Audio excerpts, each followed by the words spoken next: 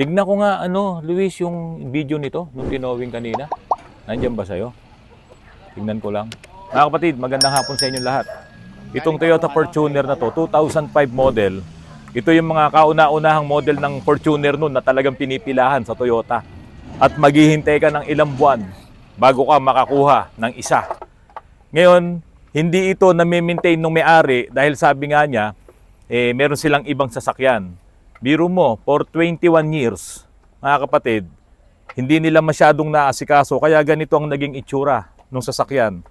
Dito pa lang sa mga tornilyo nito, tingnan nyo po, kalawang na lahat. Yan, kalawang.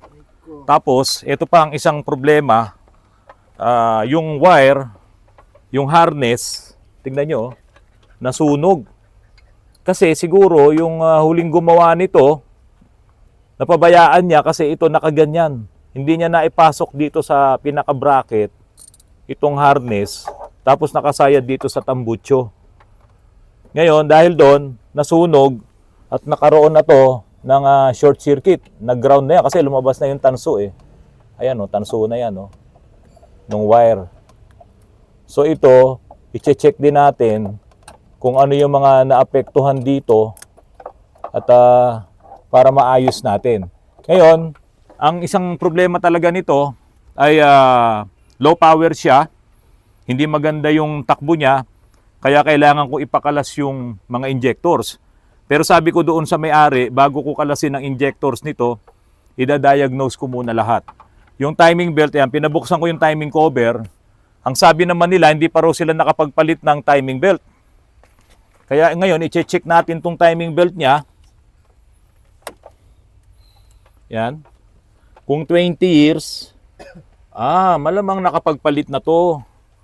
Baka hindi lang alam nung may-ari. Kasi kung 20 years na to, siguradong cracks na to eh. No?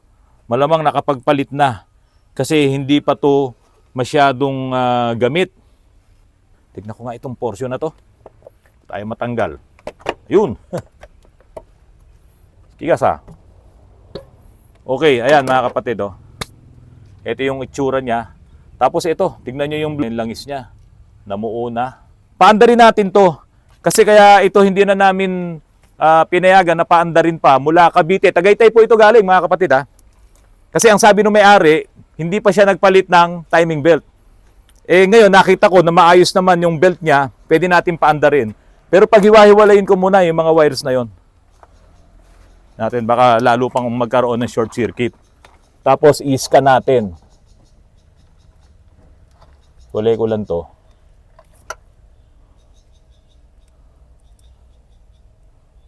Nagdikit na. Ayan. Ayan. Sige nga, start mo nga. Ay, teka muna. Mag-check lang ako ng oil. Sige, ito na lang.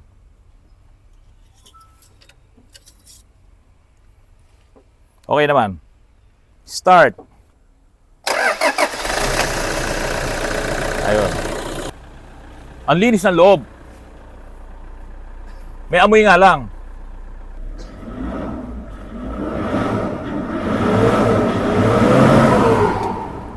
Mga kapatid, ang tinakbo nito 58,000 lang. Kakaunti lang. Pero ito ay 21 years na po itong Fortuner na ito. Ngayon, ang reklamo ng may-ari nito, ito ay naglo-low power. Iro-road test ko muna to para malaman natin talaga yung issue ng low power. Kasi yung timing belt naman niya, bago pa nga kung tutuusin eh. Ayan o, kitang-kita pa yung mga label niya, no? So, bago pa yan, hindi tayo matatakot ngayon na ito ay i-road test. Ito ay gamitin dito sa mga bundok dito sa Antipolo. Kailangan kasi malaman natin talaga kung ano ang issue ng low power nito. And after ng road test po, ay magki-cleaning na po tayo ng EGR dahil hindi pa raw po ito talaga na pa-cleaning mula nung nabili nila. At nakita nga lang po si Otoran sa YouTube, kaya po sila pumunta dito. Ito po, nakatowing na, nung dinala dito, nakasakay na to sa tow truck. Kasi nga, ang worry namin, kung hindi pa yan napalitan ng timing belt for 21 years, wag nyo nang paandarin, baka nga magka-problema. Pero baka nalito lang yung may-ari nito, napapalitan niya na siguro to ng timing belt before pa, kaya yan, bago yung timing belt oh. Maayos na maayos pa. Yung EGR niya, after 20 years, no, ito lang, hindi pa rin siya ganun kadumi. Okay, Pagka-clean namin itong intake manifold, pati yung EGR, no? Saka natin ite-test drive ulit. O, eto, pakita ko sa inyo. Ayan. Okay, Rudy, haplusan mo to ng pagmamahal, Rudy. Paano ba yung haplos ng pagmamahal? Lahat ng may kalawang na tornilyo, turko. Konti lang naman yon. Wag lang pakakalatin, hugasan lang ng tubig. Ite-test drive na lang namin, sir. Baka ang cost ng low power mo, yung mga wire na nag-grounded, no? Nabalatan kasi yon. Yung mga wire na yon, papunta yon doon sa mga injectors, yan. Papunta doon, kaso nag-grounded siya. Kung didikit siya doon sa negative, edi may invalid ngayon yung operation ng mga injectors mo. Kaya po, malamang doon lang ang problema. Pagkatapos ng cleaning, pag ito ay malakas na ulit, pwede nyo nang makuha. Huwag na tayo mag-aksaya ng pera sa pagpapadala ng injectors kay Central. Mukhang nakita na natin yung problema. Ayun, yung tinepa na yun, pinauna ko nang ipatape ko yun, no? Pina-insulate na natin. No? Mukhang nandun lang ang problema. Atras! Mga kapatid, napakaswerte nung may-ari nito.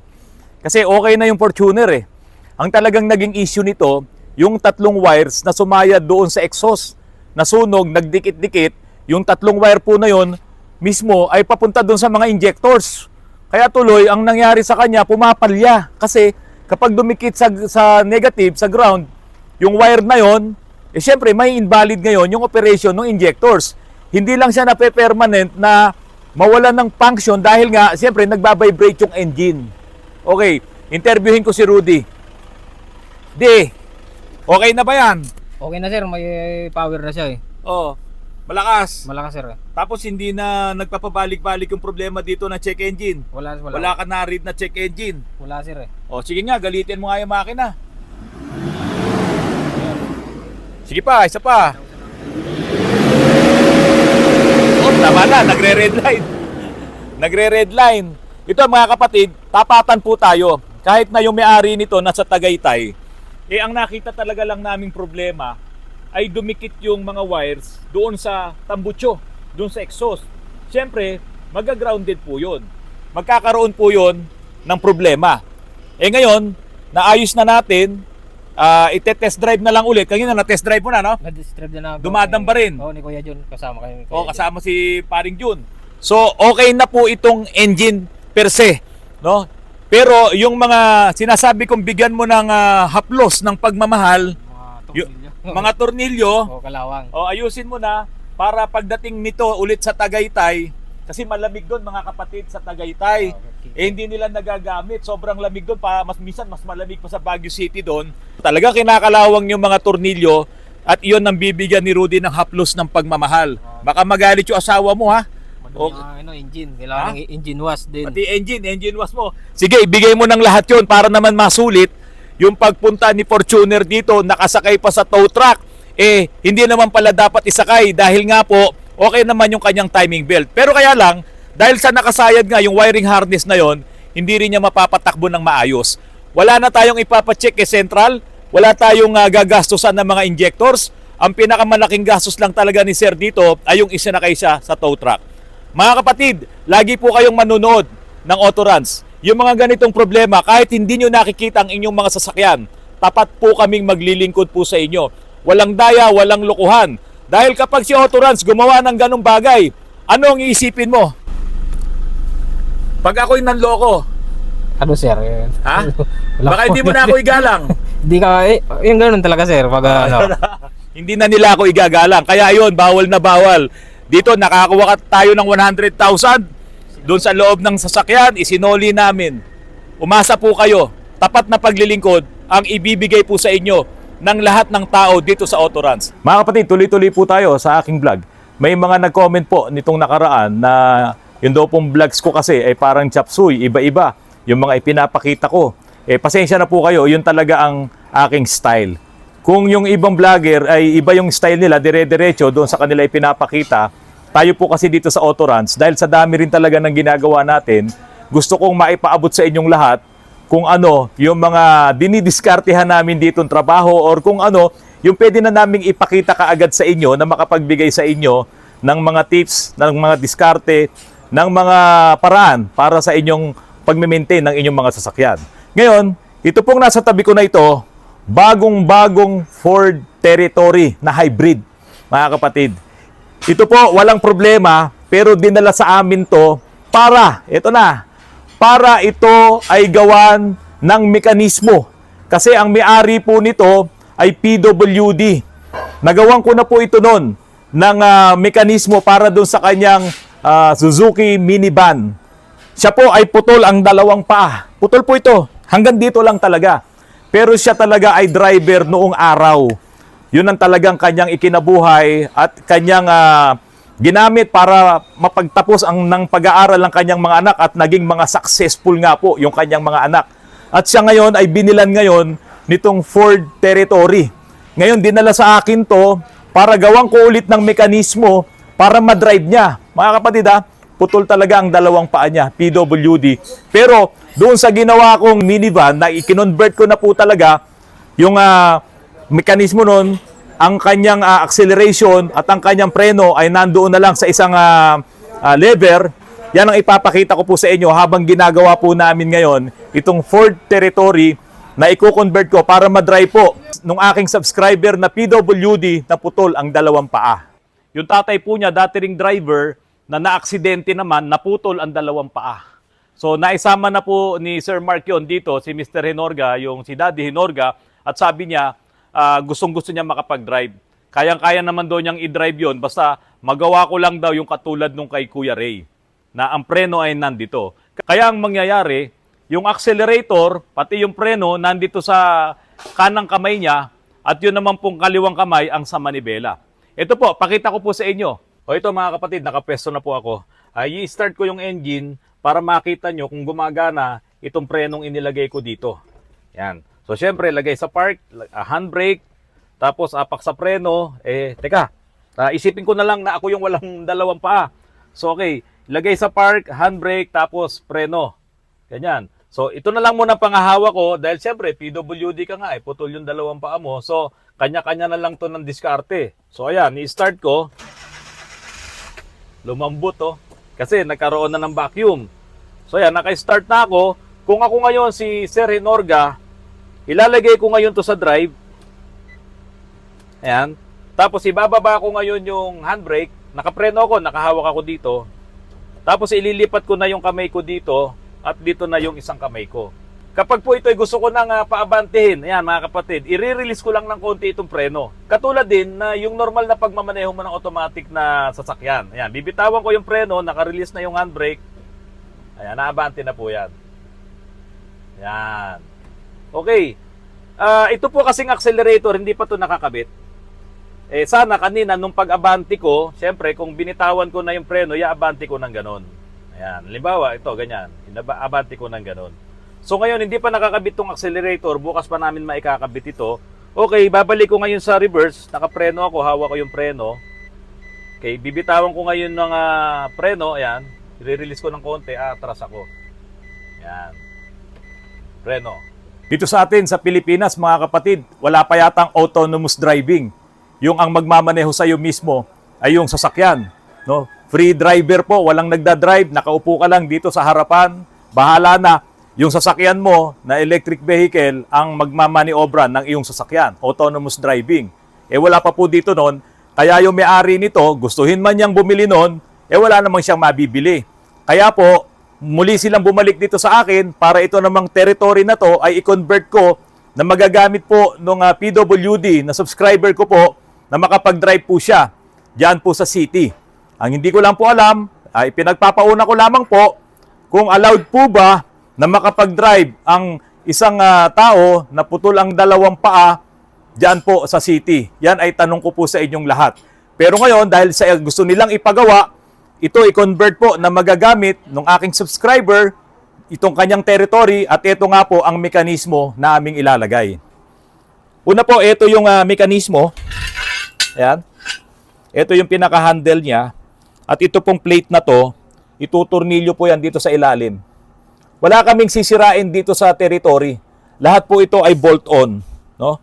Ayan, ituturnilyo po at kung makikita nyo po yung pedal na yon, ayan, may mahaba na siyang rod at yung rod po na yon ang nakakabit dito. So pag itinulak niya pong ganon, mape-press yung accelerator pedal, ayan, at magre-release naman yung preno. Ito pong isang portion na to ay nakakabit po ito doon sa brake pedal. Naka-ready na po yung plate na yon. Iseset na namin yung mga mekanismo niya pang ito. Ayan.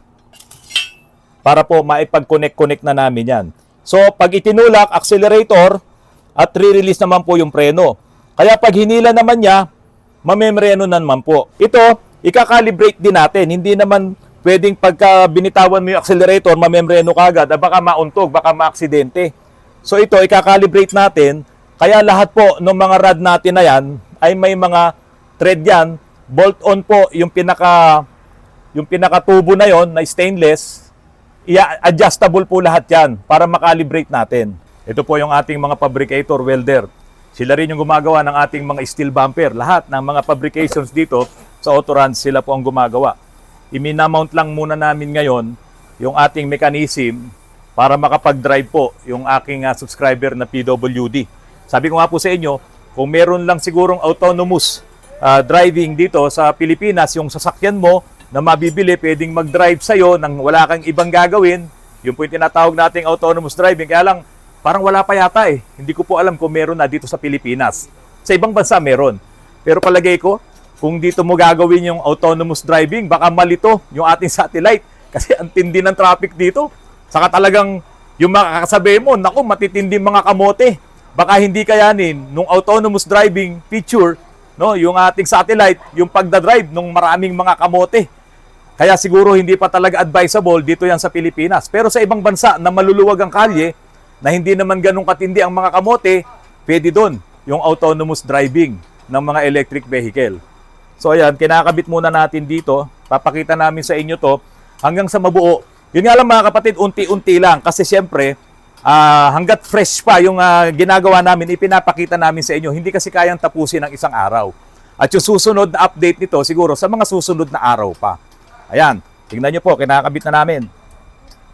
Ito naman po mga kapatid, yan ay pipinturahan din. At ang plano ko nga po dyan, yan ay ipapa-powder coat ko para magandang talaga yung pintura nito. Kasi nakakahiya naman, bagong-bago yung territory.